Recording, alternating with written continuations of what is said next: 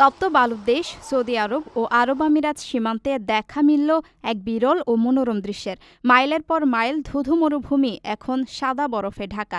সামাজিক যোগাযোগ মাধ্যমে ছড়িয়ে পড়া ভিডিওতে দেখা যাচ্ছে ধূসর আকাশের নিচে বরফ চেরা পথে চলছে গাড়ি, তার পাশ দিয়ে হেঁটে যাচ্ছে উটের দল। দৃশ্যটি দেখে মনে হচ্ছে এটি কোনো মরুভূমি নয়, যেন স্ক্যান্ডিনেভিয়ান কোনো শীতপ্রধান দেশ। গত 18 ডিসেম্বর থেকে শুরু হওয়া এই তুষারপাতে বদলে গেছে মধ্যপ্রাচ্যের চেনা রূপ। রিয়াদের উত্তরাঞ্চল শহর রুজিনা ও জাবাল আল লজ এলাকায় তাপমাত্রা হিমাঙ্কের নিচে নেমে -4 ডিগ্রি সেলসিয়াসে পৌঁছেছে।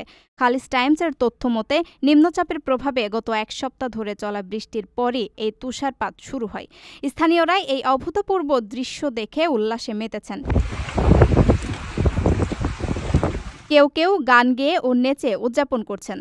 তবে সৌদি জ্যোতির্বিজ্ঞানী মোহাম্মদ বিন রেদ্দা আল সাকাফি জানিয়েছেন এটি একেবারে অলৌকিক নয়। ভূমধ্যসাগরীয় আবহাওয়ার প্রভাবে ডিসেম্বর থেকে ফেব্রুয়ারির মধ্যে তাবুক ও আল জাউফ অঞ্চলে এমন শীতকালীন রূপ দেখা যায়। তবুও তপ্ত মরুভূমিতে প্রকৃতির এই শ্বেত শুভ্র রূপ পর্যটক ও স্থানীয়দের মাঝে এক অনন্য বিস্ময় ও স্মৃতির জন্ম দিয়েছে।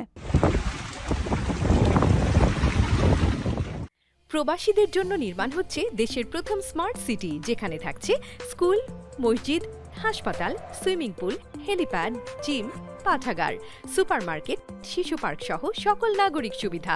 মালিকানা শেয়ার মাত্র 5 লাখ টাকা।